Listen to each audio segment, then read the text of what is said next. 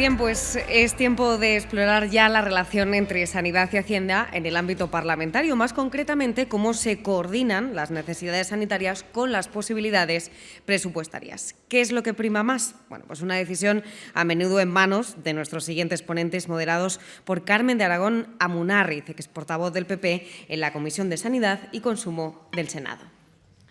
Hola, muy buenos días a todos. En primer lugar, agradecer a Sanitaria 2000, a Chema y a Ricardo y a todo el equipo que me hayan invitado para participar en estas jornadas parlamentarias y haber venido a Sevilla. Sevilla siempre es bonito venir y está precioso Sevilla para poderlo disfrutar a los que tengan algo de tiempo.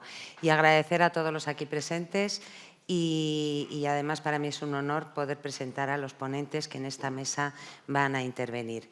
Decir que yo soy portavoz, soy alcaldesa, soy concejala, es diputada provincial, es senadora, pero lo que siempre seré, soy y seré y moriré, cuando Dios quiera, siéndolo médico y médico de pueblo, médico en el medio rural, médico de familia. Y no hace falta ser médico para participar en las mesas de parlamentarios de sanidad, porque la sanidad es algo que todo el mundo entiende. Y para que la sanidad funcione tienen que estar todos los actores presentes. Tienen que estar, por supuesto, los profesionales sanitarios, tienen que estar los investigadores, tienen que estar los pacientes. Tienen que estar los pacientes y tienen que estar los políticos, el Poder Ejecutivo y Legislativo, para que esto vaya bien. Y a mí me toca moderar una mesa en la que se habla de un tema siempre escabroso, que es la relación entre la sanidad y Hacienda.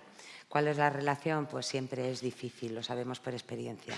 Es verdad que la sanidad no tiene, siempre se dice, la sanidad no tiene precio, la salud no tiene precio. Lo que todos velamos es porque una población como la nuestra, que además tiene una tasa de las mayores esperanzas de vida de Europa y del mundo, queremos envejecer, pero queremos envejecer bien. Es una sociedad, se ha hablado aquí mucho, exigente con la sanidad, pero es exigente con la sanidad y con la salud pública porque, como ya se ha puesto de manifiesto, tenemos un magnífico sistema de salud.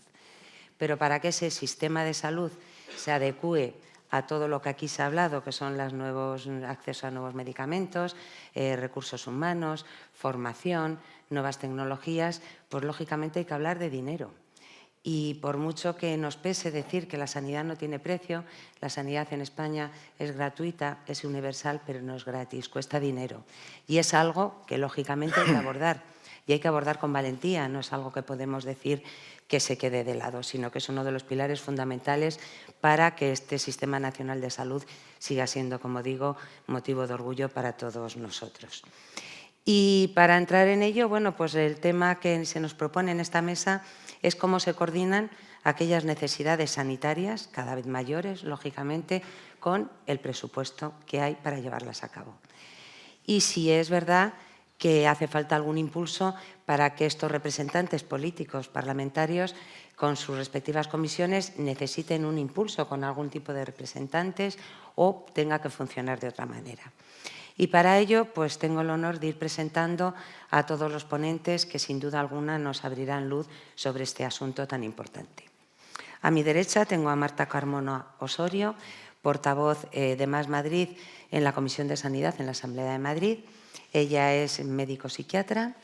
Ella ha mandado un currículum muy escueto, pero sé que tiene un gran currículum, entre otras cosas, dedicada a salud mental y con la publicación de al menos 2 libros que sepamos sobre la salud mental en el ámbito comunitario, yo creo.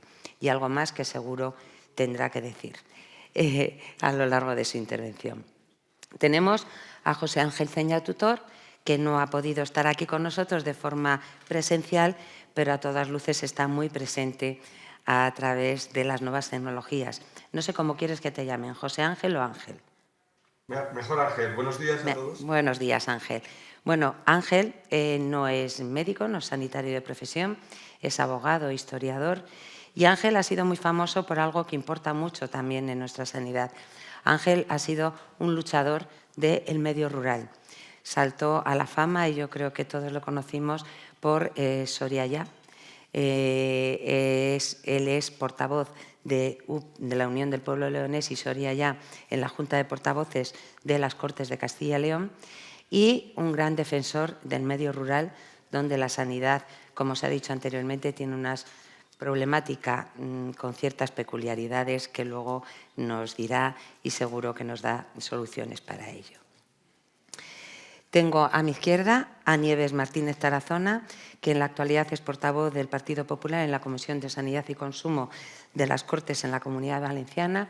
Ella es médico de familia, experta en salud pública, ha sido concejal durante muchos años, diputada, ahora ha estado en la oposición, ahora está en el Gobierno, ha llevado también como una especialidad los temas de violencia de género y es otra de las ponentes que conforman esta mesa. Tengo a mi derecha, más allá, Santiago Morón. Santiago, que es portavoz de Vox en las Cortes de Aragón y portavoz, por tanto, de la Comisión de Sanidad en las Cortes de Aragón. Él es médico de familia también. Él estuvo en la anterior legislatura y tuvimos la oportunidad de compartir mesa también en la última reunión de parlamentarios que hubo en el Escorial y también será de gran validez para darnos luz a este problema. Y a mi izquierda tengo a el que dice que siempre le llaman por el apellido, pero yo le voy a llamar por su nombre completo, José María Vergeles Blanca. Bueno, José María Vergeles Blanca tiene un amplio currículum que no lo voy a leer entero. En la actualidad es presidente de la Comisión de Hacienda y Presupuestos de la Asamblea de Extremadura y es coordinador y portavoz de Administración Pública del PSOE en la Asamblea de Extremadura. Él ha sido director general de varias consejerías y ha sido consejero de Sanidad y de Salud y Vivienda en la Junta de Extremadura. Y él es, y le gusta que le digan sobre todo qué es, pues médico. Médico de profesión, médico de familia y fatigador y trabajador infatigable. Y yo creo que eso lo voy a hacer extensivo a todos los miembros de esta ponencia y de todas las que han estado, porque los parlamentarios sé que todos tenéis que ser trabajadores incansables para poder llevar a cabo esta labor tan encomiable. Y ya sin más, paso la palabra, por orden en principio alfabético como nos han puesto, después variaremos el orden para que deis una primera visión sobre este problema. Marta, tienes la palabra. ¿Qué soy yo? Vale, bueno, primero de todo agradecer la invitación y agradecer la celebración del evento, que yo creo que es un contenido súper interesante y que está muy bien que tanta gente de posiciones tan distintas nos podamos juntar un poco a pensar y como decía el compañero de la Asamblea de Madrid, Escudero, que lo comentábamos ahora justo, que al final no nos diferencian tantas cosas, ¿no? Luego cuando estamos en este tipo de ámbitos.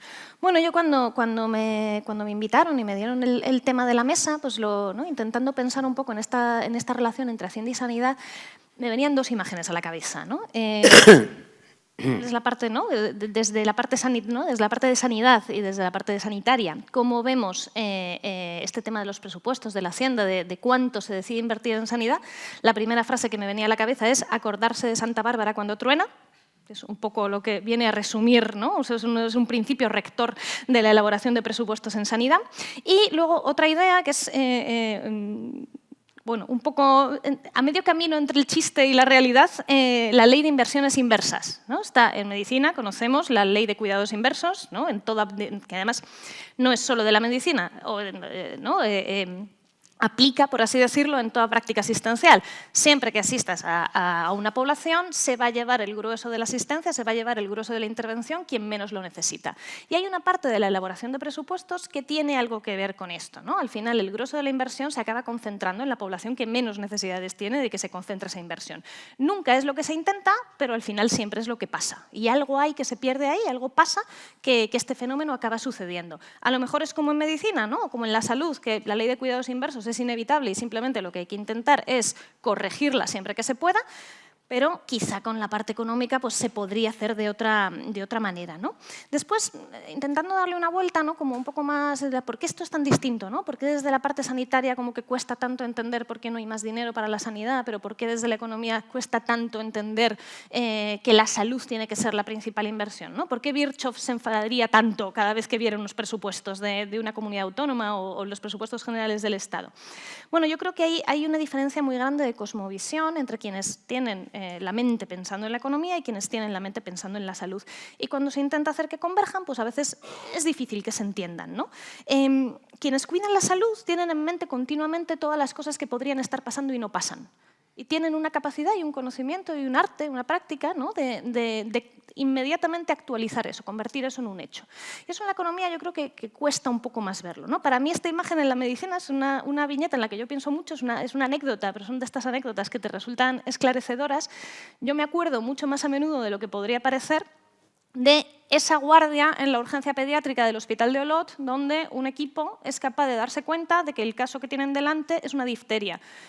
Darse cuenta cuando la difteria lleva 30 años sin describirse en España, ¿no? Esta capacidad de yo tengo algo que soy capaz de, en ese momento, aunque esto lleve 30 años sin pasar, soy capaz de responder, eso es algo que en la salud, en toda la parte sanitaria, en toda la parte asistencial, tenemos claro. Creo que en la economía cuesta un poco más, ¿no? Esta cosa de cómo voy a necesitar inmediatamente algo que llevaba 30 años sin usar. Si llevaba 30 años sin usarlo, no lo necesitaba. Eso es un talento desperdiciado.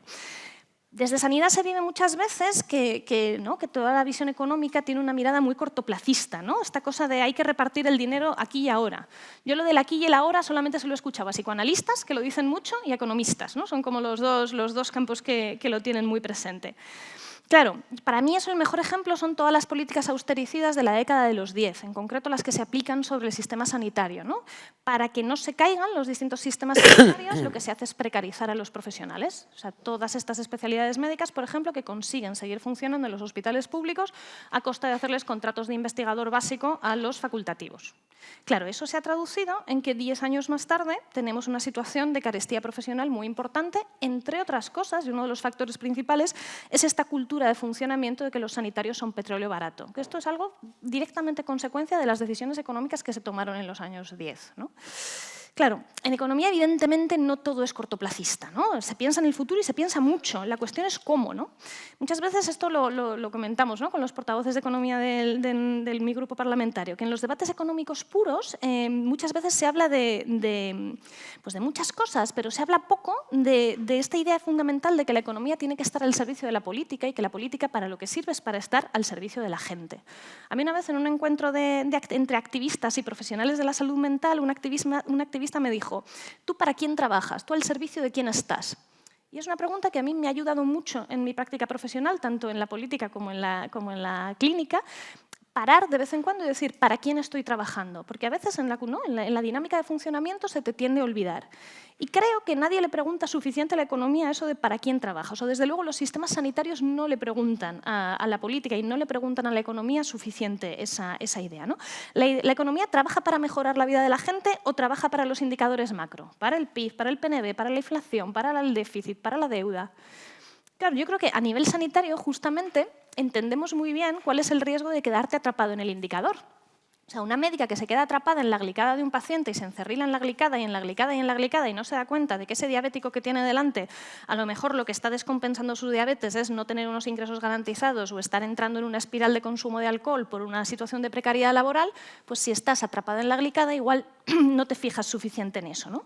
Y todos en medicina sabemos que eso es así, pero cuando la glicada es el PIB, yo tengo mi duda de que seamos capaces de salirnos de ese atrapamiento en el indicador, ¿no? ¿Cuánto tiempo me queda? Todavía te queda. ¿Me queda un poquito? Sí, tienes tiempo. Sigo. Tiempo. Mira, yo creo que un ejemplo muy gráfico, ¿no? Eso es salud mental. Salud mental es un ejemplo perfecto de que las políticas en salud mental y para mejorar la salud mental de la población no son solamente asistencialistas, pero esto quien gestiona los presupuestos y quien los dirime habitualmente no lo entiende muy bien. Si yo pido más presupuesto para salud mental y alguien dice, no, está muy concienciado con que hay un problema a nivel social y con que es una prioridad a nivel político, me dicen, vale, pues probablemente van a pensar desde una lógica incrementalista de los servicios asistenciales que ya tenemos y me van a ampliar la plantilla de los servicios de salud mental, que es algo que yo evidentemente nunca diré que no y siempre me va a parecer bien. Pero no van a pensar en que para mejorar la salud de la población también hace falta invertir, meter dinero en urbanismo, hace falta meter dinero en cambiar las condiciones laborales y mejorar las condiciones de vida de la población, que es lo que fundamentalmente tiene impacto sobre la salud mental. No se van a plantear estudiar cuál sería el impacto en la salud mental de una renta básica universal, que por cierto ya hay gente que lo está estudiando y la evidencia es francamente favorable, ¿no? Una de las medidas que más y mejor impacto tiene en la salud mental de la población y además proporcionalmente, ¿no?, mejor impacto en la gente más grave y que tiene problemas de salud mental más graves tiene, es el asegurar los ingresos económicos, ya sea en modo ingreso mínimo garantizado, ya sea en modo renta básica universal. Es muy difícil trasladar esta idea y es muy difícil que cuando alguien, con toda esta parte publicitaria, lamentablemente, por así decirlo, que tiene la política de que tú tienes que lucir tus resultados a corto plazo, ¿no? A lo mejor tú estás haciendo grandes inversiones o tú te planteas hacer grandes inversiones que mejoren la salud mental dentro de 5, 10, 15 años, pero te tienen que lucir ahora. De alguna manera tienes que poder presumir de ellas ahora. Y en esta línea esto es muy difícil que se entienda, es muy difícil y esto nos pasa en salud mental, le pasa a la salud pública también, ¿no? Toda inversión en salud pública siempre parece que es pues un gasto superfluo, un gasto que no interesa cuando verdaderamente es donde deberíamos estar invirtiendo el grueso de nuestra, ¿no?, donde está haciendo el grueso de nuestro esfuerzo. Hay un desbalance para mí clarísimo entre lo que estamos invirtiendo en Da Vinci y lo que estamos invirtiendo en que los profesionales puedan arraigar.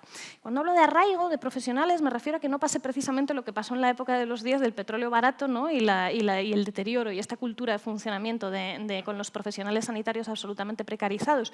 Me refiero además que una de las peores consecuencias de esas políticas que se tomaron en la década pasada, de esas decisiones que se tomaron en la década pasada, no es solamente, hay una consecuencia directa, que es esa precarización de los profesionales sanitarios, que ahora la pagamos en falta de profesionales, pero también creo que hay una consecuencia indirecta y que probablemente sea mucho peor, y es todo el crecimiento que el sistema sanitario no hizo, todo el florecimiento que tendría que haber hecho, ¿no? Hay toda una generación de profesionales que no se han implicado particularmente en sus servicios porque no han podido, que no han tenido ideas, que no han podido pensar, que no han dicho, ¿no?, esas ideas geniales que tiene la gente a veces en sitios y que de repente hacen un proyecto que arraiga y que funciona bien y que se replica en un montón de sitios, ¿no? Esta característica fundamental de la innovación, para que los sistemas puedan innovar, puedan estar vivos, puedan crecer, puedan reproducirse, la gente tiene que estar medianamente tranquila, tiene que estar medianamente a gusto y tiene que saber dónde va a estar trabajando a final de año, ¿no?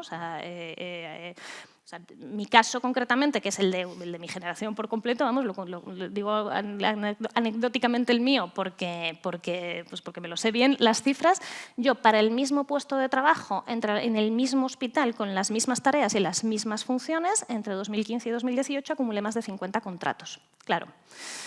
Esto nos ha pasado a muchísimos profesionales sanitarios, ¿no? ¿Qué tipo de arraigo vas a hacer en el servicio? ¿Qué tipo de innovaciones vas a proponer en tu servicio, ¿no? Entonces, claro, son servicios que han conseguido funcionar, el sistema sanitario, si lo entendemos como un reloj, ha seguido girando.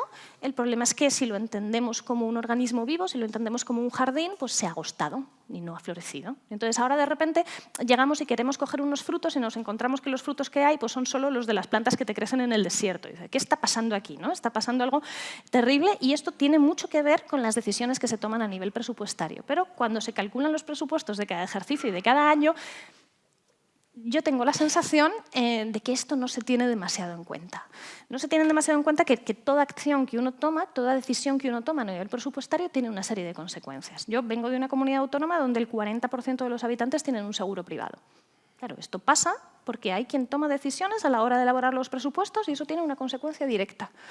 Esta precarización, los problemas, este agostamiento, por así decirlo, ¿no? Porque no florecimiento, que es así como raro, este agostamiento de los sistemas sanitarios, esta poca forma de pensar en el largo plazo, de poder entender que las inversiones para mejorar la salud de la población, por ejemplo, en salud mental, ese tema tan de moda pero tan poco entendido, tienen que venir desde muchos sitios más, pues todo eso se traduce en que a nivel presupuestario pues no nos entendemos, ¿no? Hay una grandísima inversión en sanidad, pero realmente uno tiene poco la sensación de que puede hacer cosas verdaderamente transformadoras y verdaderamente regeneradoras del sistema sanitario. Ahora ya me estás mirando porque ya me he pasado, ¿no? Yo creo que para tener un segundo turno, ¿vale? Me reservo el resto. Gracias. Muchísimas gracias. Bueno, pues Marta ha puesto en valor la precariedad de los profesionales sanitarios, la falta de arraigo en su puesto de trabajo y el considerar al paciente como algo integral. La salud verla de todos los puntos de vista que están alrededor de la situación,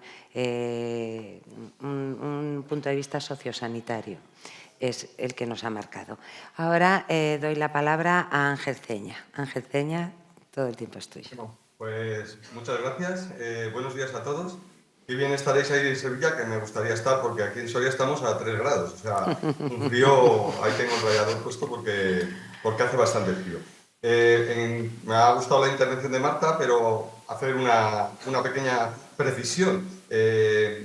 Claro, en Madrid a lo mejor pueden optar entre un seguro privado, un seguro público o la sanidad pública, pero a lo mejor en otras localidades de una España más despoblada, que también existe, pues ese problema no lo tenemos porque no tenemos esa posibilidad de opción porque hay pocos recursos en la sanidad pública, pero menos todavía en la sanidad privada. Yo quería, un poco por centrar el tema, claro, estamos hablando de sanidad, de la sanidad y de los presupuestos, y yo quería centrar Soria Ya, que nace como un movimiento político, pero digamos una plataforma más ciudadano que de entrar en las instituciones, nace hace 22 años y sobre todo reivindicando infraestructuras, pero con el devenir del tiempo, pues ha llegado a la conclusión de que uno de los principales problemas que tenemos en esta España vaciada o esta España despoblada, en sitios como Soria, que tenemos un 8,6 habitantes por kilómetro cuadrado, es la falta de servicios y la falta de servicios médicos. Falta de servicios médicos en la atención primaria y también en la atención hospitalaria. Por ejemplo, yo creo que la manifestación más numerosa que ha sacado Soria Ya a la gente a la calle en la provincia de Soria fue reivindicando una mejor sanidad. La cuestión es que los ciudadanos sorianos perciben su sanidad como muy deficiente y entonces nosotros hemos cogido esa bandera y es lo que hemos llevado a las movilizaciones y ahora a las instituciones, a las Cortes de Castilla y León y a la Comisión de Sanidad. De los pocos sitios en los que se ha intentado solucionar en serio el problema de la despoblación, pues por el norte de Escocia y en las islas al norte de Escocia. Y una de las conclusiones primeras a las que llegaron es que si no hay sanidad adecuada, la gente se va. Si no se prestan los servicios adecuados bien, la gente se va de los pueblos. Entonces, pues ahora lo que nos encontramos en la provincia de Soria, que ya lleva pasando muchos años y que se está extendiendo a otras provincias de Castilla y León, es que hay una auténtica falta de profesionales sanitarios, médicos y enfermeras, no solo en Soria, sino en otros sitios. Y lo primero que deberíamos preguntarnos es, ¿por qué no quieren venir a Soria? Bueno, pues yo, analizándolo, yo no soy médico, pero bueno, he estudiado bastante el tema y he hablado con muchos médicos y bueno, en la Comisión de Sanidad pues estamos constantemente viendo cuáles son los problemas y uno de los problemas lo ha apuntado Marta, las retribuciones.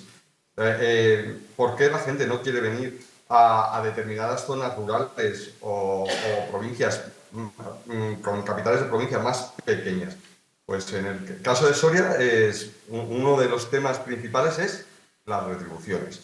En Castilla y León, Soria está rodeada por otras 4 comunidades autónomas. Al norte está La Rioja y Navarra, al este tenemos la de Aragón y al sur la de Castilla-La Mancha.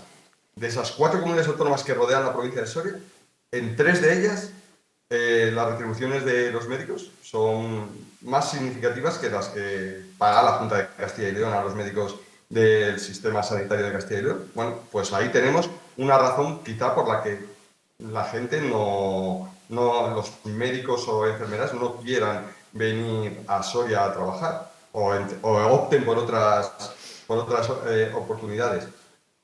También yo creo que lo que debería trabajar el Servicio de Salud de Castilla y León es por ofrecer a los médicos, también lo ha apuntado Marta, una carrera profesional, unos contratos más largos, no puede ser 50 contratos en 10 años o en 8 años, que lo estamos viendo, eso es absolutamente absurdo y además no es mejor presupuestariamente, es imposible hacer el arraigo. Hay que ofrecer una oportunidad no solo profesional, sino también de formación, de carrera profesional, de mejorar como profesional, y quizá pues hay que ofrecer incentivos de vivienda o de algún tipo. En definitiva, mejorar lo que le estamos ofreciendo a los médicos.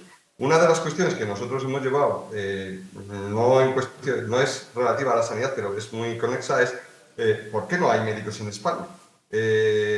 Parece ser, según nos dicen, que en cuestión de facultades de medicina y de oferta de puestos en facultades de medicina a estudiantes, somos uno de los países que tiene una mejor ratio por habitante, pero sin embargo faltan médicos. Y faltan médicos sobre todo en algunas provincias y en el medio rural.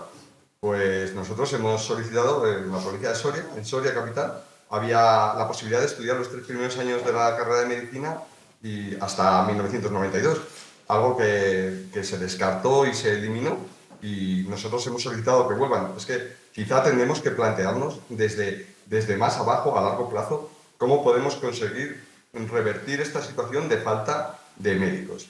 Algo estamos haciendo mal.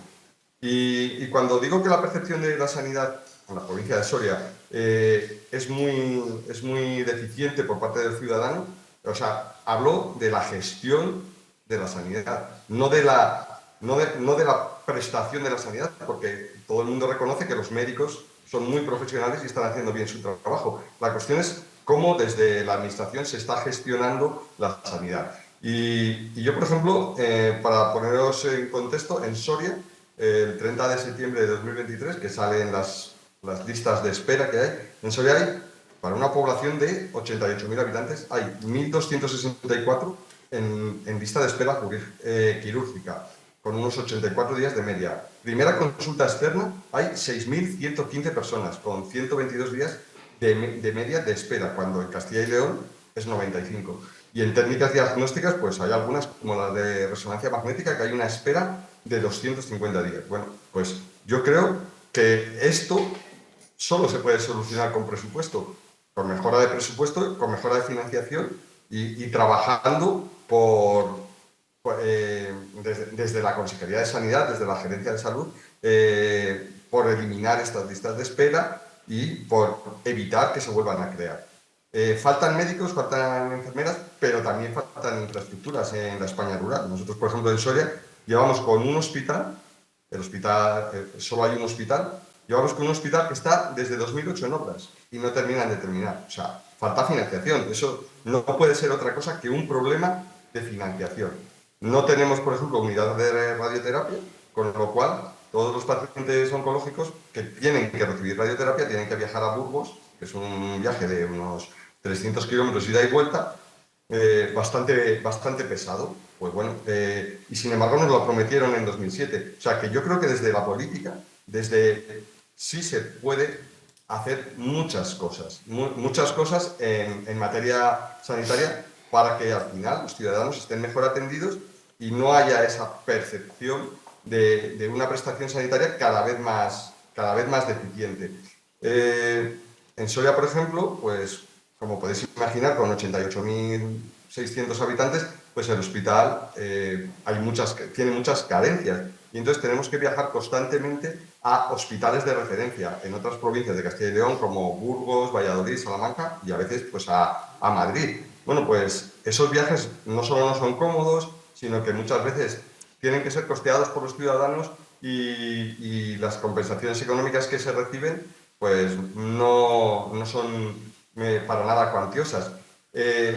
¿Y qué estamos haciendo con eso? Pues estamos observando que en el derecho de acceso a la sanidad se está vulnerando el principio de igualdad, porque la Constitución y la Ley de Sanidad, la Ley de Ordenación del Sistema Sanitario de Castilla y León, siempre hablan de igualdad de acceso, pero esta igualdad de acceso no se cumple en el medio rural, ni siquiera en el medio urbano, en estas ciudades más pequeñas. Yo creo que hay un problema y que tenemos que abordar. Y una reflexión así final, los presupuestos no son un fin en sí mismo. Los presupuestos tienen que servir para algo. Entonces, tienen que servir para solucionar los problemas de los ciudadanos. Y yo creo que uno de los principales problemas que perciben los ciudadanos, al menos en el medio rural, es el de la asistencia sanitaria. Y por eso tienen que ir encaminados a solucionar ese problema. Yo sé que es muy difícil y me gusta que haya gente en esta tertulia de tan variopinto origen político, para que entre todos a ver si podemos aportar alguna solución. Bueno, y me callo ya. Muchas gracias. Muchas gracias. Ángela ha puesto de manifiesto la precariedad y la sensación que tienen los ciudadanos en el medio rural, como es el suyo, Soria. Yo también soy de una provincia de Castilla y León, Ávila, y bueno, la falta de profesionales sanitarios. Y efectivamente, los ciudadanos aprecian la labor sanitaria, pero se consideran desiguales con otras comunidades, otras poblaciones. Pero hay solución, como él dice, a través de la financiación. Ahora tiene la palabra Nieves. Muy buenos días a todos. En primer lugar, dar las gracias a la organización por contar conmigo. Es la primera vez que me encuentro en este foro y la verdad es que gratamente estoy aprendiendo muchas cosas y creo que esto es importante, llevarme esta sensación hacia la Comunidad Valenciana de donde provengo. La verdad es que cuando me pasaron el título de la mesa, la relación entre sanidad y Hacienda en el ámbito parlamentario, yo que venía con esa mentalidad asistencial que hasta el día 30 de septiembre estaba en mi consulta con mis pacientes y compaginándolo con la vida política, de momento digo, presupuestos, qué lío, ¿cómo voy a salir de esta, ¿no? La realidad es que cuando asientas, realmente vamos a la Carta Magna, al artículo 43, ese que nos habla del derecho a la protección de la salud, y ese artículo, si lo buscamos, está en un capítulo 3 que nos está diciendo de los principios rectores de la política social y económica. ¿Cuánto tiene que ver, pues, la inversión en sanidad y lo que es la política? Cuando hablamos desde el punto de vista parlamentario, decimos, bueno, pero nosotros en el Parlamento, ¿qué función tenemos? Importantísima. Lo que es el Gobierno nos trae unos presupuestos que nosotros, como representantes de la ciudadanía, tenemos que aprobar y tenemos que moldear para que sean los ideales que están buscando esa protección y ese derecho a la salud. Cuando hablamos de sanidad, también a veces se nos va el chip enseguida a la asistencia. Y realmente cuando hablamos de sanidad tenemos que hablar de prevenir, tenemos que hablar de asistir y tenemos que hablar de rehabilitar, por lo que el abanico se abre muchísimo más. Claro, ¿de dónde los representantes públicos tenemos que sacar esas necesidades? Pues, por supuesto, de pisar la calle, de estar con la ciudadanía, de muchas veces asesorarnos por esas asociaciones que nos ponen ese tilde en muchos aspectos que nosotros en nuestro vorágine del día a día no caemos en él.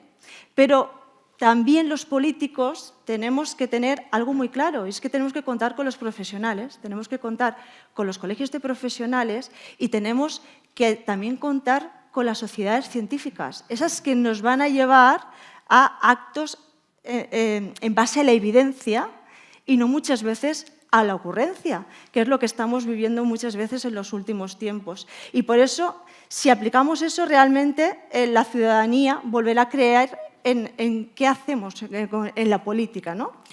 A mí eso a veces me cuesta, ¿no? Cuando a lo mejor compañeros de la asistencial me preguntan, ¿y tú ahí qué haces? Pues intentar que todo esto funcione mejor, todo lo que tú me transmitas hay que transmitirlo para que tome una forma. Pero claro, todo esto no es posible si no tenemos una financiación adecuada. Y permítanme que sea insistente en este aspecto debido a la comunidad de donde vengo. Los presupuestos en la Comunidad Valenciana están más que ajustados por el hecho de la infrafinanciación que acarreamos. Pero además tenemos que hacer unos presupuestos como los que acabamos de recibir nosotros en Cortes Valencianas, en el cual se muestre el realismo. Vamos a presupuestar aquello que realmente vamos a ser capaces de hacer, porque si no, la credibilidad la vamos a perder. En esto, en la Comunidad Valenciana, en este cambio que hemos hecho, hemos insistido muchísimo en ello, porque es que si no, a la hora de hacer esos presupuestos en los cuales me imagino que en el resto de parlamentos también pasará, pero en la Comunidad Valenciana los presupuestos que se han presentado, que estamos ahora trabajando en el Parlamento y que se aprobarán próximamente, el 83% del presupuesto va destinado a las personas, a las políticas sociales, a la educación, a los servicios sociales y a la sanidad.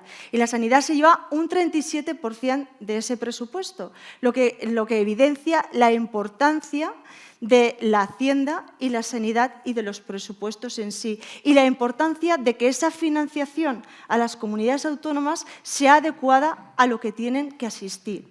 Decía antes que no podemos mentir a la ciudadanía, porque si esos presupuestos que presentamos no son reales, pasará como nos está pasando a nosotros. En los últimos años ha habido una partida de maquillaje, una partida ficticia de 1.336 millones de euros, que lo que nos ha condicionado es un aumento de la deuda progresivamente. En el cómputo de 8 años, la deuda ha aumentado más de un 40%. Pues eso condiciona totalmente el que yo puedo presupuestar a mis ciudadanos en cuanto a sanidad.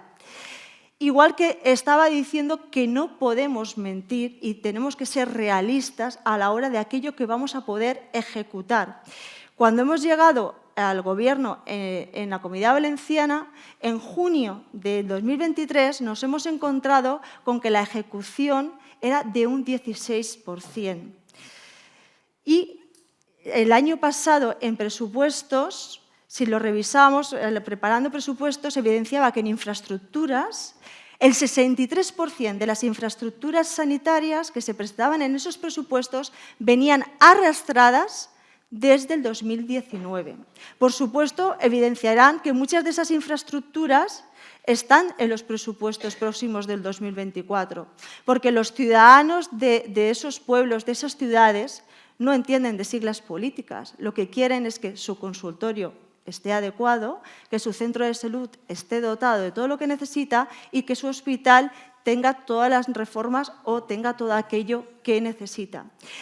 De ahí mi insistencia en la financiación. La financiación lo es todo, porque si no tenemos esa financiación adecuada, no vamos a poder ofertar nuevas infraestructuras y mejorar las que tenemos. Si no tenemos esa financiación adecuada, no podemos aumentar nuestra cartera de servicios. Si no tenemos esa financiación adecuada, no podemos aumentar las partidas presupuestarias a investigación tan importantes. Si no tenemos esa financiación adecuada, no podemos dotar de la mejor tecnología, de esa innovación que hablábamos en las mesas previas a nuestros profesionales para el desempeño de su profesión todos los días.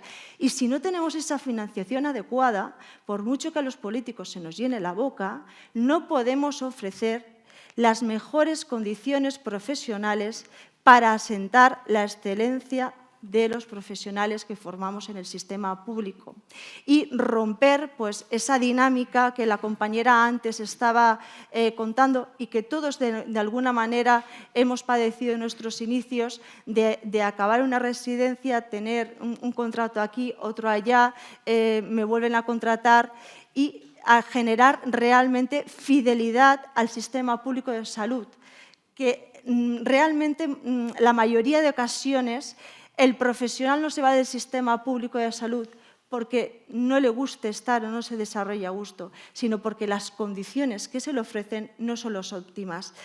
Así que creo que ha quedado claro que para mí lo más importante gestionar, intentamos gestionar todos lo mejor posible, cada uno gestionamos bajo unos ideales, pero si no tenemos la cantidad adecuada para gestionar y dotar, es difícil alcanzar todo aquello que queremos. Muchísimas gracias. Bueno, Nieves ha puesto de evidencia la importancia de lo que es la evidencia científica, valga la redundancia, en medicina, la importancia de la labor parlamentaria, fundamental, y por supuesto ha puesto el acento sobre todo en la necesidad de una financiación adecuada para llevar a cabo la mejor política sanitaria posible. Santiago, tiene la palabra. Muchas gracias. Bueno, pues en primer lugar, lógicamente, agradecer a Redacción Médica pues que me haya invitado nuevamente este año.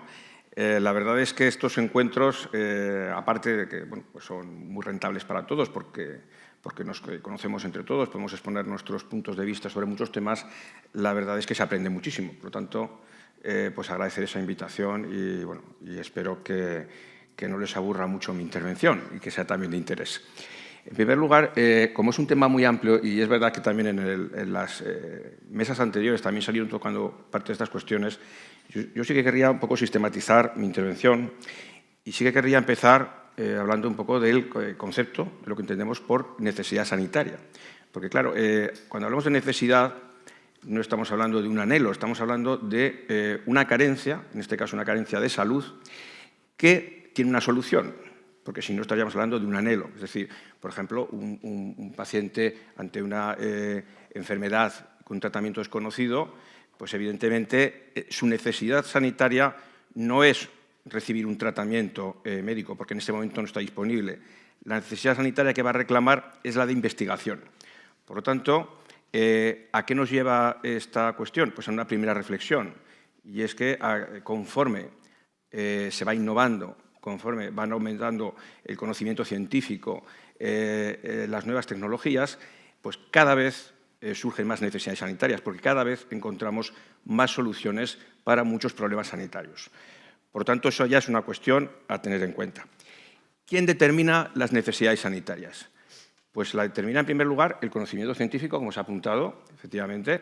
Los propios profesionales sanitarios son los que, al final, van incorporando ese conocimiento científico en forma de necesidades sanitarias a las guías de práctica clínica.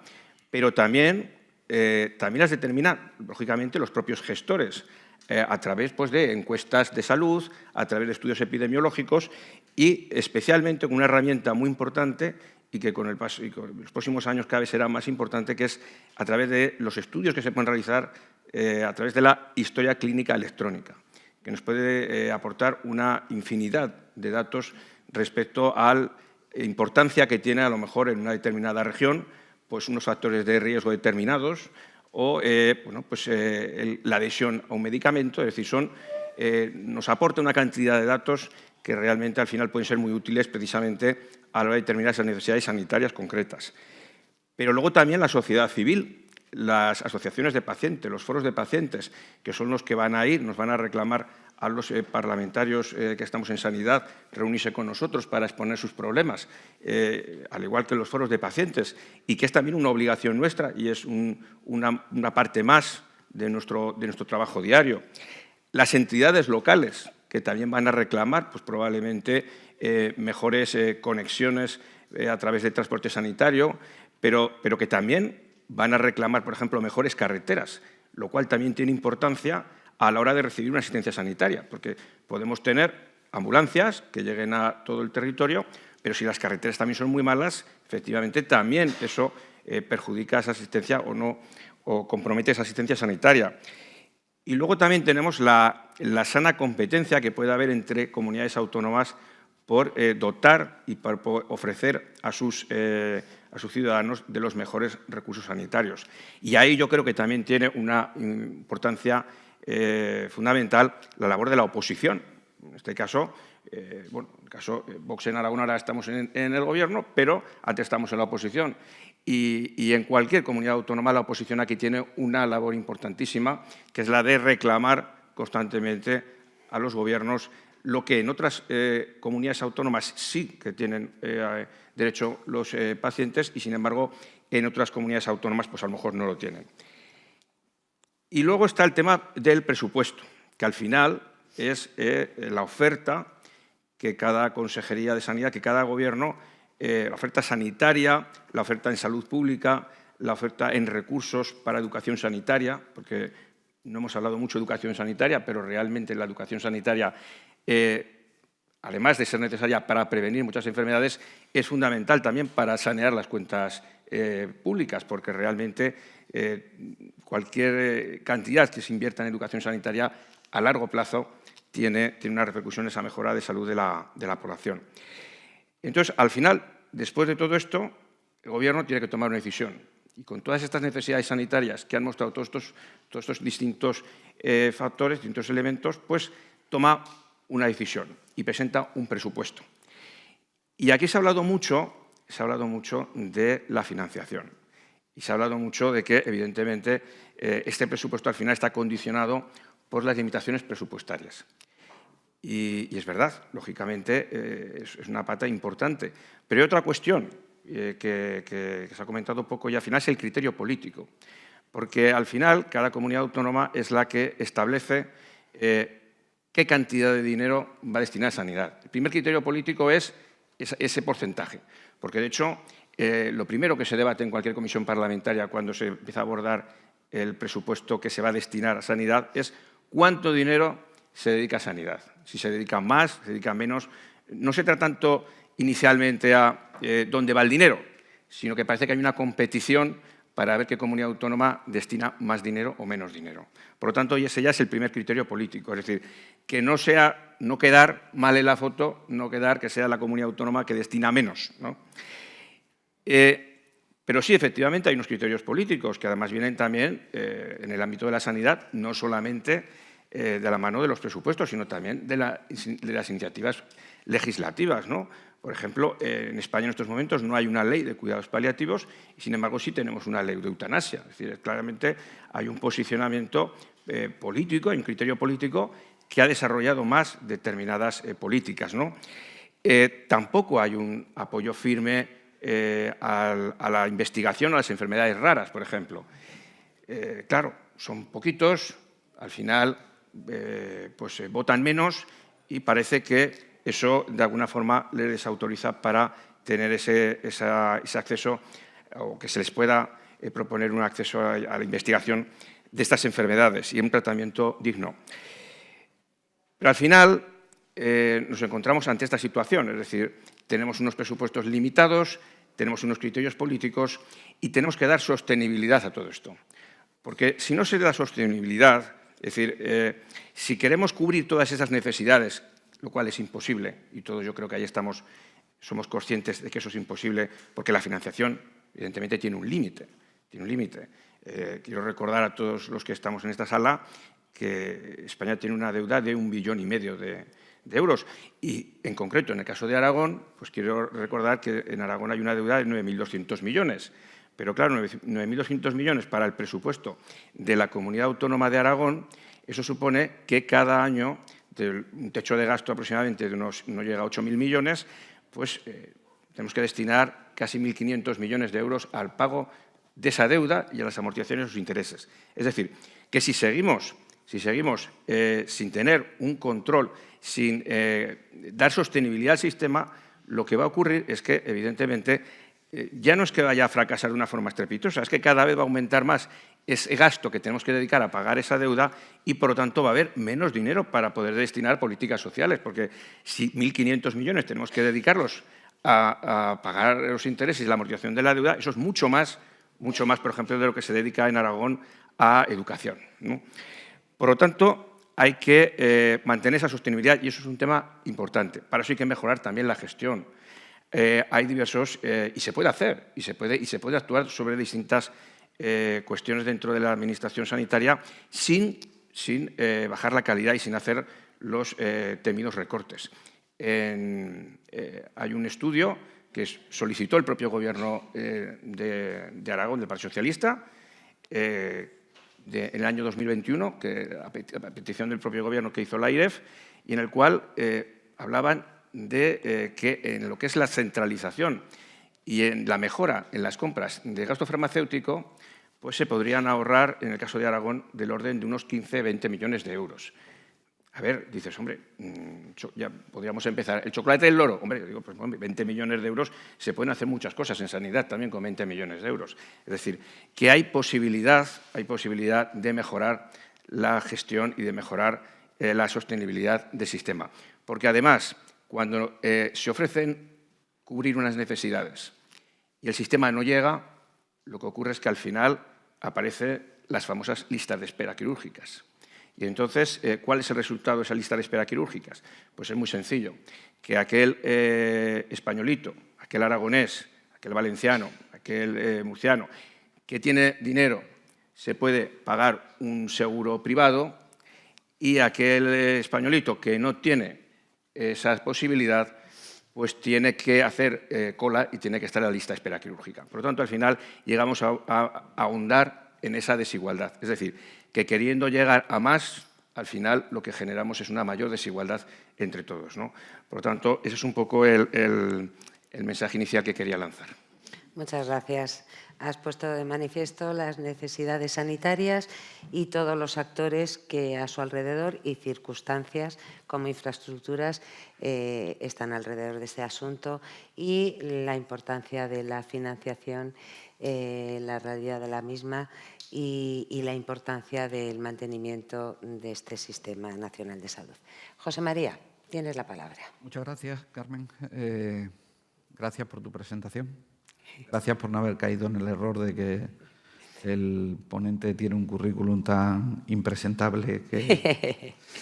Gracias a Redacción Médica, a Chema, que estaba por ahí en algún sitio, que supongo que viniendo Enrique se habrá ido con Enrique, y a Ricardo por invitarme a estar aquí. Siempre es un riesgo invitarme. Ellos sabrán. Yo no suelo prepararme demasiado las intervenciones cuando vengo a estas mesas porque me gusta más que se genere debate que soltar aquí una ponencia, ¿no? Primero, sigo reivindicando el papel que tiene la mesa en las mesas redondas. Lo sigo reivindicando porque a medida que no nos caben las camisas slim fit, sentarnos en la silla es muy complicado, ¿vale? Así que, por favor, pido que a ver si alguna vez avanzamos en el concepto de mesa y hacemos mesa de verdad y volvemos a lo antiguo. En segundo lugar, puedo responder de forma rápida a la pregunta. Dice, ¿cómo se coordinan las políticas de necesidades sanitarias con las posibilidades presupuestarias? No se coordinan en ningún sitio. Y si alguien dice que se coordinan, que me lo diga, para aprender. No se coordinan. Y ahora voy a intentar dar respuesta al impulso de una nueva relación entre estos representantes políticos y sus respectivas comisiones parlamentarias. Que como no es una pregunta, pues supongo que lo que se le pide al que viene aquí es que diga algo al respecto. Y empiezo con una reflexión inicial. En el año 1995, hubo una huelga en este país. Junto con otros compañeros míos, publicamos un artículo en Atención Primaria de Salud que decía que mientras había huelgas sanitarias, los pacientes se morían menos.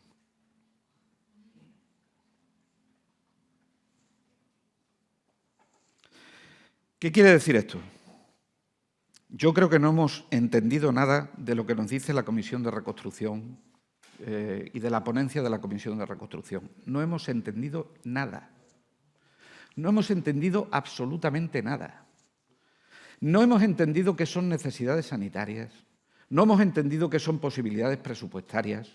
No hemos entendido absolutamente nada.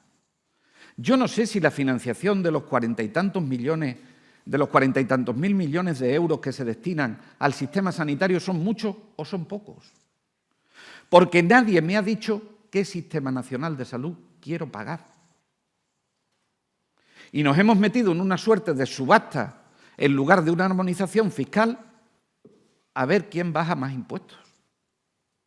Y nos hemos metido en una suerte de intentar decirle a la gente que tiene una presión fiscal muy elevada, pero que a la vez tiene todo el derecho del mundo a acceder a todas las prestaciones sanitarias, en condiciones de igualdad. Y además con el reto demográfico. Y además con las nuevas enfermedades emergentes. Y además sin saber cuánto nos va a costar la innovación que se incorpora cada día a nuestro Servicio Nacional de Salud.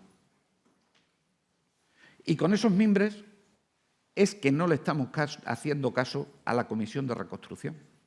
Porque la primera pregunta que deberíamos respondernos y que debería formar parte de la clave del pacto de la sanidad que se ha dicho tanto en la mesa anterior, lo primero es saber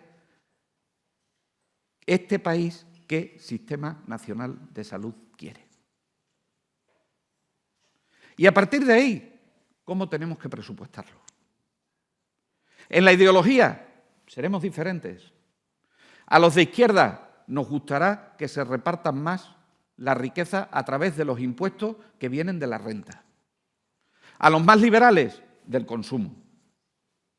Esas son las diferencias de matices que vamos a tener. Pero no nos hemos puesto de acuerdo en lo primero, que es qué sistema nacional de salud queremos tener. Por lo tanto, a mí que me digan que se invierten 48.000 millones o que se invierten 45.000, no sé si son muchos o si son pocos. Tenemos unos sistemas de información manifiestamente mejorables. Manifiestamente mejorables. Cuando salen los rankings de las listas de espera, yo no me fío que estemos midiendo todas las comunidades autónomas lo mismo. Y sin embargo, allá donde estamos, en los distintos parlamentos, me da igual quién gobierne y me da igual quién esté en la oposición, allá vamos con la cifra mágica. A ver si podemos desgastar al gobierno, cuando no sabemos lo que estamos midiendo. Hay un Real Decreto del año 2005 que dice cómo se tiene que medir. Pero hay organizaciones, como la Federación de Asociaciones en Defensa de la Sanidad Pública, que cuestiona que se midan como se tienen que medir. Porque no es lo mismo medir un tiempo de intervención quirúrgica desde que le ves la anestesista para el preoperatorio que medir en el momento en el que es incluido en la lista de espera. Y nos podemos estar haciendo trampas al solitario. Si llegamos al Consejo Interterritorial del Sistema Nacional de Salud, queremos correr sin aprender a andar. Vamos a un pacto. De esto se debe acordar Rubén. Vamos a un pacto, pero no hemos trabajado la cohesión del Sistema Nacional de Salud. Porque cuando se publica la Ley de Cohesión y Calidad, en el Consejo Interterritorial del Sistema Nacional de Salud se aprueba un reglamento que luego algunos románticos hemos querido modificar, por cierto, en tiempo que estaba Rubén en el Ministerio, adaptado a la Ley 40/2015, como una conferencia sectorial, para que las decisiones fuesen vinculantes y no ocurriesen los casos, y aquí pido perdón si se siente alguien aludido, como por ejemplo la falta de cohesión en el Bexero o la falta de cohesión en la vacunación del virus respiratorio sincitial o la falta de cohesión en determinadas cuestiones. Si no sabemos lo que queremos pagar y no tenemos cohesión, ¿cómo van a tener relación las políticas presupuestarias con las necesidades sanitarias? Es que es imposible, si no sabemos lo que medimos. Por lo tanto, de lo que se trata no es de refundar el Sistema Nacional de Salud, es aplicar mejoras a lo que ya tenemos, porque tenemos los mimbres para hacerlo. Y me da igual que en el Pleno del Consejo Interterritorial haya mayorías de consejeros o consejeras de izquierda o de consejeros o consejeras de derecha, porque para eso está la legislación, que no la hemos cultivado. Y luego seguimos tocando de oído. Aquí no evaluamos lo que incorporamos. Aquí incorporamos y luego ya evaluamos. Todos mis respetos a las sociedades científicas, todos mis respetos a los médicos, compañeros míos, todo mi respeto a toda esa gente, pero es que necesitamos no una red de agencias de evaluación de tecnologías sanitarias. Necesitamos, lo que decía antes José Manuel Freire, de un NICE a la española. Para que cuando yo incorpore una tecnología, sepa que lo estoy haciendo con criterios razonables para hacerlo. Si no, es imposible. Y luego tenemos que trabajar en eso que decía Santiago, que me ha parecido interesante lo que estaba comentando, de la eficiencia. Pero la eficiencia macro, no la eficiencia en la gerencia chiquitita, la eficiencia macro. Todavía no nos hemos enterado que el trabajar por una sola salud no es incorporar solo un tipo de profesionales a los centros sanitarios. De eso no nos hemos enterado. Todavía no nos hemos enterado que hay cosas que no debemos seguir haciendo, que es la estrategia de no hacer, y que hay que eliminar. Todavía no nos hemos enterado que tenemos un reto en la innovación impresionante, pero que nuestros representantes de las multinacionales en España están deseosos de que le demos argumentos ante un sistema nacional de salud tan potente como el que tenemos en todas nuestras comunidades autónomas para que defiendan que la investigación, en lugar de ir a otros países, venga a España. Se invierta en España y revierta sobre la sociedad española. De eso no nos hemos enterado tampoco, ¿eh? Y luego, me van a permitir un tirón de orejas las multinacionales. Los clientes, en este momento, tal y como están las cosas en innovación, son los servicios de salud. No son los hospitales. No son los centros de salud. Son los servicios de salud. Esos son los clientes. Porque si no, el conflicto de intereses será mayúsculo a la hora de incorporar la innovación al sistema sanitario.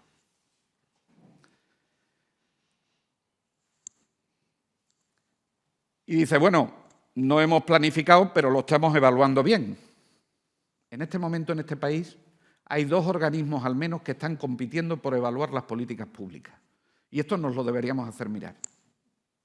La IREF y el Tribunal de Cuentas, que empieza a hacer evaluaciones operativas, le llaman ellos. Perdón si hay alguien del Tribunal de Cuentas aquí, aunque no creo que hayan echado la mañana, salvo los sanitarios, en venir aquí. Compitiendo por evaluación de las políticas públicas en general, sanitarias también en particular. Y por último, para la incorporación de la innovación y una vez que pase el dopaje de los fondos Next Generation, que lo que han hecho ha sido dopar los presupuestos, una vez que pase eso, yo creo que hay que hacer un pacto con la Federación de Tecnología Sanitaria y con Farmaindustria. Y ahí tiene que aplicarse la colaboración público-privada. Yo no tengo que tener como político, como gestor, a mi servicio 5 aceleradores lineales en Extremadura de mi propiedad, perdón, de la propiedad del sistema sanitario público. Yo tengo que ofrecerle el mejor servicio al paciente que necesite un tratamiento de radioterapia, que es cuestión bien distinta. Por eso, frente a la propiedad, están fórmulas como el renting o están fórmulas como otros escenarios de colaboración, que si bien es verdad que han fallado en la construcción de los hospitales, no significa que fallen en la incorporación de las tecnologías. Por lo tanto, yo creo que estamos ante un momento decisivo. Hemos pasado 2 crisis, una detrás de otra. Nos podemos tirar los trastos a la cabeza, por cierto, a Marta y y Nieves. Decirle que cuando yo era consejero de Sanidad, que he estado 8 años, y estaba Enrique Escudero, que ha intervenido antes, lo cito a él porque ha estado aquí, siempre nos preguntábamos en el Consejo Interterritorial dónde estaba la 18ª comunidad autónoma donde se iban los médicos que se iban de todas las comunidades autónomas. No existe, se van de todos lados. No existe, se van de todos lados. No le arrojéis eso ni al consejero ni a la consejera. Se van porque la gente ha decidido que quiere, salvo que se estén haciendo bestialmente mal las cosas, pero que los intereses de los nuevos especialistas son distintos porque han nacido en una sociedad distinta. Y no podemos obligarlos a estar en sitios que no quieren estar. Y querido amigo de Soria, yo también soy de pueblo. Yo también soy de pueblo. Es muchísimo menos atractivo un contrato estable, con toda la estabilidad del mundo, en Soria o en Badajoz, que un contrato de guardias en un hospital de Madrid. Y es más inestable un contrato de guardia en un hospital de Madrid que un contrato estable en uno de estos hospitales más periféricos. Ya no hablo de los consultorios locales. Así es que estamos en un momento decisivo y mi respuesta a la segunda parte de la pregunta, que sería impulso de una nueva relación entre estos representantes políticos y sus respectivas comisiones parlamentarias, se basa en el compromiso de poner en marcha lo que dice el Pacto de Reconstrucción y la Comisión de Reconstrucción. Muchas gracias. Bueno, José María ha puesto encima de la mesa que es imposible coordinarse porque tenemos primero que saber lo que queremos para después poderlo financiar. Y ha puesto en valor también la Comisión de Reconstrucción que ya has hablado, que además yo creo que sí que es importante. Y bueno, se han abierto muchas más brechas. Es verdad que no vamos bien de tiempo, nos quedan 12 minutos. Entonces yo voy a decir a los miembros que nos están escuchando si alguien quiere formular alguna pregunta y después pues 2 minutos para cada uno de vosotros, porque sin duda alguna este debate daría para otra mesa, una mesa redonda, que también ha reivindicado una mesa en condiciones. Así que si alguien quiere formular alguna pregunta, adelante. Gracias. Bueno, me ha parecido muy interesante, especialmente la última intervención. Por hacer una brevísima reflexión, yo creo que hacemos muy bien habitualmente nuestro papel de parlamentarios, en el sentido de ser muy reivindicativos y pedir más dinero, más recursos, más presupuestos, todo por la sanidad. Y eso está muy bien, pero no nos olvidemos lo que ayer comentaba yo como servicio de demanda infinita. Es un monstruo voraz que va a devorar todo lo que le echemos, y no por desperdicio o por despilfarro, sino porque siempre hay nuevas necesidades desde el punto de vista sanitario. Y yo quizás he hecho en falta la otra parte, la contrapartida, que hablamos muy poco de eficacia, de eficiencia. Bueno, me voy a poner un poquito el gorro de concejal de Hacienda, que también lo soy de Santa Cruz de Tenerife, ¿no? Porque, claro, si hablamos solo del gasto sanitario y no hablamos de eficiencia, de los resultados, estaremos haciendo un flaquísimo favor, y será efectivamente alimentar ese monstruo, esa maquinaria de demanda infinita. Mire, Canarias ha tenido más recursos que nunca en los últimos 4 años, pero de largo, más de un 15 o un 20% de incremento, y ha tenido los peores resultados que nunca. Un 40% más de lista de espera quirúrgica y un 27% más en consulta. Por cierto, sí que es labor del Ministerio homogeneizar los datos de toda la comunidad autónoma, si no, claro que nos haremos trampa. Pero no solo respecto a otras comunidades autónomas, nos medimos respecto a nosotros mismos en mediciones anteriores, luego ahí no hay trampa. Si tenemos más recursos que nunca y tenemos peores resultados que siempre, solo hay una respuesta: hemos empeorado la gestión. Ojo, aquí hay que tener también en cuenta la COVID, evidentemente, pero también sabemos que unas comunidades han salido muy bien y otras no tan bien. Y tengo que decirlo en voz alta porque si no reviento. No hemos salido mejor de la pandemia. Es mentira. Aquello que nos repetíamos, vamos a salir mejor, pues no hemos salido mejor. Bueno, termino. Al final el tema se basa en la financiación autonómica. Si la última reforma de la financiación autonómica, que al final es de caja única y no sanitaria, creo recordar que es del año, corrígeme si me equivoco, el 2009, vamos para 15 años, y vamos haciendo chapuzas y parches con comunidades autónomas aisladas, en vez de volver a regular unos criterios unificados de financiación autonómica, pues aquí nos podemos poner como basiliscos a gritar que venga el dios del dinero. No es verdad, nos haremos trampas al solitario, y no porque estemos en contra de un sistema de gestión de cercanía, por favor, un poquito de brevedad, que sino porque yo creo que la clave, termino, es reformar el sistema de financiación autonómica, y todo lo demás sí que es hacernos trampas. Gracias. Muchas gracias. ¿Alguien más quiere intervenir o damos paso a nuestros ponentes? Bueno, pues vamos con un minutito y medio. Empezamos con Ángel. Bueno, pues muy interesantes las intervenciones. En primer lugar, decirle a José María que por supuesto que las comunidades autónomas hacen trampa en los presupuestos. En los presupuestos, en las listas de espera. Y por supuesto también en los presupuestos. Hay que tener en cuenta una cosa: los presupuestos son un plan que casi nunca se cumple. Eso cualquier parlamentario lo sabe. Lo que se presupuesta es muy diferente a lo que se ejecuta. Y en cuanto a lo que ha dicho José María sobre que no podemos obligar a los médicos, estoy de acuerdo, no podemos obligar a los médicos a que trabajen en un pueblecito de Badajoz o de Soria.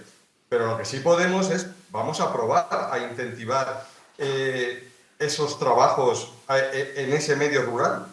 Vamos a probar. Hasta ahora no hemos probado. No sabemos si prefieren estar en Madrid haciendo guardias o con un contrato mucho más estable y con unas posibilidades incluso de carrera profesional y de desarrollo personal mucho mejores.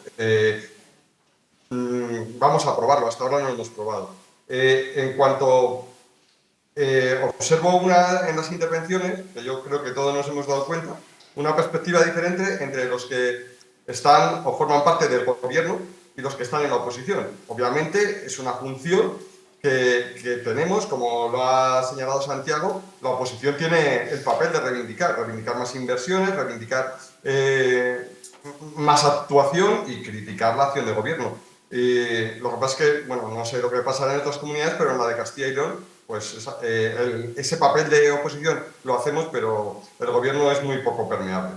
Bueno, como solo es 1 minuto y medio, yo creo que ya me he pasado. Muchas gracias. Muchas gracias, Ángel. Santiago, por ejemplo. Sí, pues nada, terminar un poco con, tal como ya he terminado mi intervención inicial, en el sentido del papel que los parlamentarios, estamos en los parlamentos autonómicos y también en Congreso o en Senado, el papel que podemos desempeñar. Y nosotros creo que tenemos que ser como un pepito grillo que tiene que estar recordando a los gobiernos cuáles son las necesidades de la sociedad. Nuestro papel no puede ser simplemente de despacho, tenemos que estar también recogiendo las sensibilidades de colectivos que tienen a lo mejor muy poquito peso en la sociedad, pero que también tienen derecho a recibir una atención sanitaria equitativa con el resto de los españoles. Y en ese sentido, pues esa última reflexión de decir es que el presupuesto al final tiene que ser no solamente ese análisis a que también he hecho referencia, que está a disposición de los gestores, no solamente tiene que ser el conocimiento científico, tiene que ser también lo que reclama la sociedad, ¿no? Por tanto, bueno, pues es difícil, pero al final generar ese criterio político para elaborar ese presupuesto, pues tiene que contar con todos estos elementos, ¿no? Muchas gracias. Marta, tienes la palabra. Bien, yo creo que se han dicho un montón de cosas súper interesantes. Me gusta que se haya hablado de sostenibilidad. Lo que pasa es que querría recordar esta idea de José Ramón Repullo, ¿no? De la sostenibilidad interna y la externa, para que cuando hablamos de sostenibilidad muchas veces pensamos en la eficiencia, ¿no? y en mirar pues, el detallito de los números de los presupuestos y nos olvidamos de esta parte externa de cuánto compromiso social, ¿no? tenemos en cada momento para dedicar a la sanidad y al estado de bienestar en general. Yo no quiero que nos fijemos exclusivamente en la eficiencia dentro del sistema sanitario, porque a lo mejor estamos atendiendo fracturas de cadera de ancianas de una forma tremendamente eficiente. Pero si la fractura de cadera de la anciana es porque estaba sola en su casa y porque no había ningún tipo de soporte social, es un despropósito que nos gastemos ese dinero, porque esa fractura de cadera nunca debía haber sucedido, ¿no? Hablamos de financiación, menos mal que justo al final se habla un poquito de fiscalidad también. Claro, yo como he hablado la primera, he abierto melones, pero por un momento pensé que no se iba a hablar.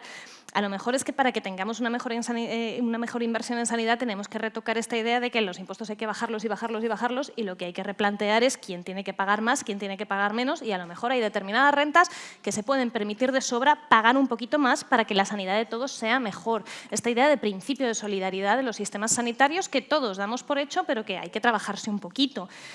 A mí esto, ¿no? Cuando hablamos de sanidad en este tipo de foros me recuerda un poco a cuando a las 3 de la mañana en la urgencia nadie quiere quedarse con el paciente. Esto es tuyo, que no, que es mío, que es de esta especialidad, que es de la otra. Y parece que los problemas son un poco, pues no, que es el interterritorial, es el ministerio, es la comunidad autónoma. No, es la generación, que es que los jóvenes de ahora no queréis quedaros en ningún sitio. Perdón, te voy a contar una pequeña anécdota. Unos amigos míos, pareja, jóvenes, médicos de familia, se fueron a Soria a vivir para arraigar, porque querían tener hijos allí, porque querían ser médicos rurales en Soria, y al cabo de 1 año y medio se fueron y se tuvieron que volver a su ciudad grande de origen porque la turnicidad con la que les obligaban a trabajar les estaba masacrando. Entonces, es verdad que pueden haber cambiado los gustos, pero es terrible, o sea, no se puede retener a alguien en un sitio donde no quiere estar, pero es terrible que alguien quiera estar en un sitio y no le dejes. Eso es una muy mala gestión y eso nos lo tenemos que replantear. Ya está. Y, perdón, una última frase rapidísima. Se ha dicho hoy varias veces que los pacientes no tienen ideología, y yo estoy de acuerdo con eso, pero quien sí tiene ideología, y muchísimas, son las desigualdades sociales en salud. Y o nos lo planteamos desde ahí o nunca vamos a poder resolverlas. Gracias, Marta. José María. Bueno, yo me reafirmo en lo que he dicho. Por contestar algo del compañero de Canarias que había intervenido, y también a Ángel. Sí, en el último año, en la Comisión de Recursos Humanos del Sistema Nacional de Salud se ha trabajado en la definición qué son zonas de difícil cobertura y cómo incentivarlas. Lo que no se puede caer ahora es en otra subasta con respecto a eso. Por eso creo que antes de cualquier cosa, a lo que hay que ir, antes de cualquier pacto antes de cualquier llamada a que cerremos aquí un pacto entre... Creo que debemos empezar por el Consejo Interterritorial del Sistema Nacional de Salud, obligándonos a la cohesión necesaria a la que tenemos que estar. Está muy bien acercar la sanidad a las 17 comunidades autónomas, muy bien. A Extremadura le ha sentado muy bien. Pero, desde luego, lo que está claro es que desde Extremadura seguiremos defendiendo, al menos en lo que a mi partido se refiere y a quien represento, un sistema nacional de salud potente. Entre otras cosas, porque no todos lo podemos tener en todos sitios. Y de eso se trata. Entre todos hagamos esto. Muchas gracias. Nieves. Bueno, yo en principio doy por hecho que cuando uno gestiona la sanidad, la eficacia y la eficiencia tiene que ser un princeps sobre el cual va. Está claro que sí que es verdad que las listas de espera se desvirtúan según quien las presente, porque yo siempre digo que la estadística es lo más sufrido que hay. Pero yo que estoy en la asistencia sanitaria, o he estado hasta el 30 de septiembre en la asistencia sanitaria, sí que he podido evidenciar realmente la divergencia entre lo que te pueden presentar y la realidad que vives. Y eso sí que hace ver cómo la gestión puede ser muy diferente. Igual que tenemos que tener muy claro también, cada comunidad autónoma tenemos, por supuesto, un hándicap. Por ejemplo, la Comunidad Valenciana, el 20% de la población vive en el 80% del territorio y eso nos condiciona totalmente el tipo de asistencia sanitaria o lo que son las plazas de difícil cobertura. Un hospital comarcal del norte de Castellón, un hospital puede ser una plaza de difícil cobertura, un anestesista o un psiquiatra. Y esto es algo con lo que tenemos que trabajar día a día.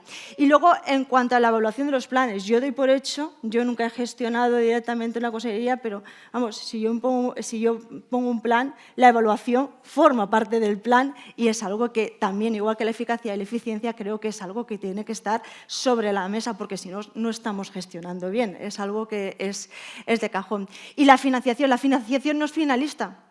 ¿Cómo se consigue muchas veces por parte de las comunidades autónomas? Los presupuestos que hemos presentado en la Comunidad Valenciana han aumentado y la financiación sigue siendo una infrafinanciación. ¿Cómo lo hemos podido en estos momentos equilibrar? Pues disminuyendo la grasa política del sector público en cuanto a asesores, multitud de consejerías que no hacían falta, y dándoselo a las políticas para las personas. No sin ello, esas políticas para las personas siguen necesitando de mayor dotación económica para poder ofrecer más. Bueno, pues hemos acabado casi en tiempo, hemos pasado solo un minutito y yo creo que hay que dar las gracias a las magníficas aportaciones que han hecho nuestros ponentes y muchas gracias a todos vosotros por vuestra atención.